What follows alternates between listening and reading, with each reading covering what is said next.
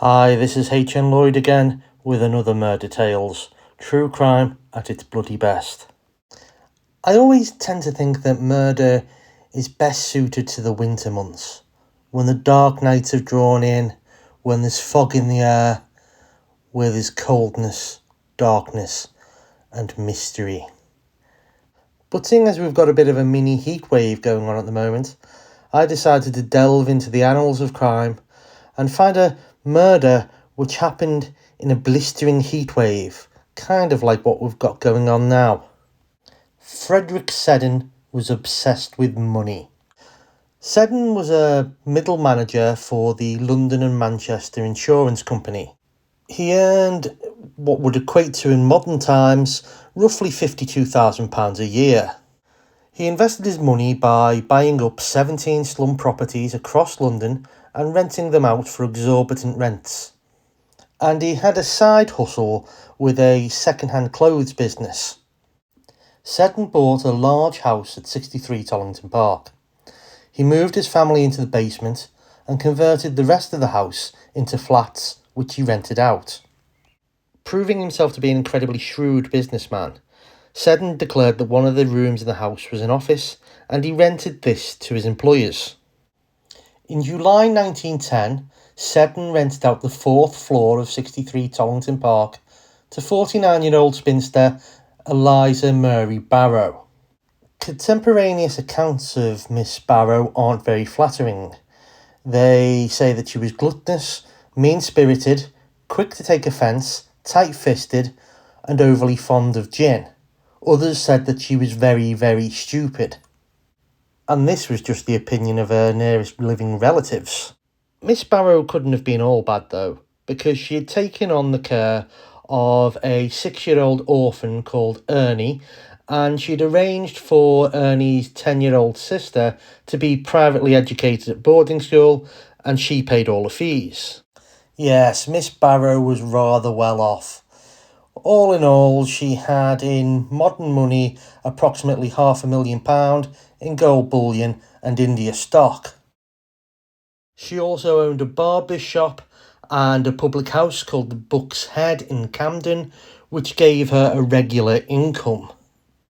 Within a few weeks of moving into Tollington Park, Frederick Seddon had persuaded Miss Barrow to sign an annuity.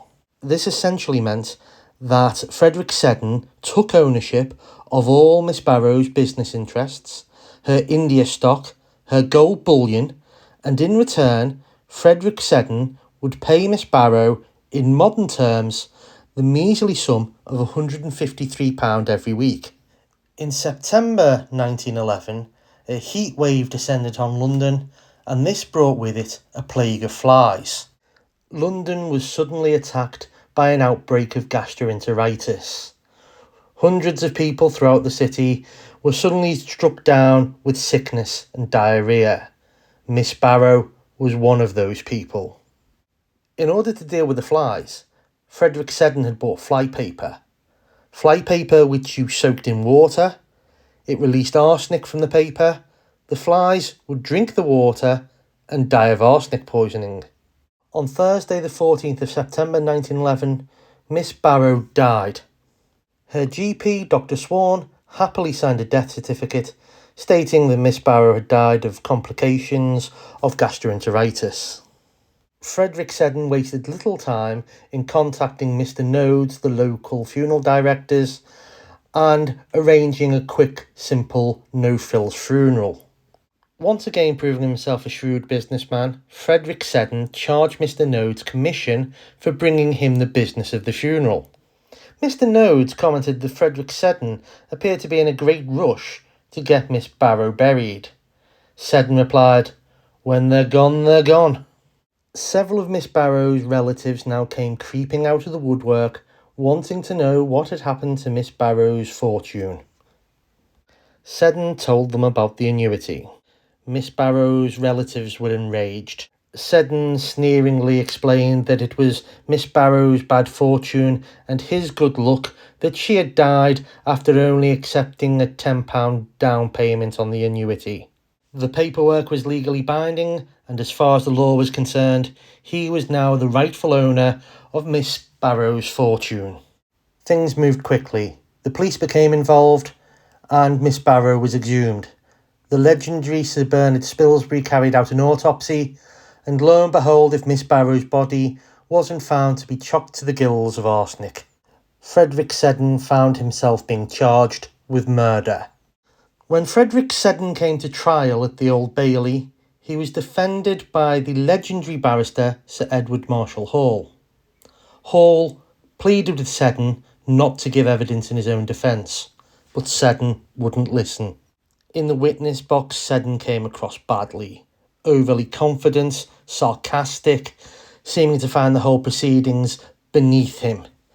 It turned the jury against him, and when they went to deliberate, they were out for just 1 hour before coming back with a guilty verdict. When asked if he had anything to say before sentence was passed, Seddon made the sign of an entered apprentice Freemason and begged the judge not to pass a sentence of death. Mr. Justice Bucknell was incredibly moved by the Masonic plea, and he replied, "It is not for me to harrow your feelings. Try to make peace with your Maker. We both belong to the same brotherhood. And though that can have no influence with me, this is painful beyond words to have to say what I am saying, but our brotherhood does not encourage crime, it condemns it." Mr. Justice Bucknell then passed the sentence of death. Frederick Seddon was hanged at Pentonville Prison on the 18th of April 1912 by the hangman John Ellis. He was quickly immortalised in Madame Tussauds' Chamber of Horrors. If you've enjoyed listening to this, then you can find a much more detailed account in Murder Tales: The Poisoners.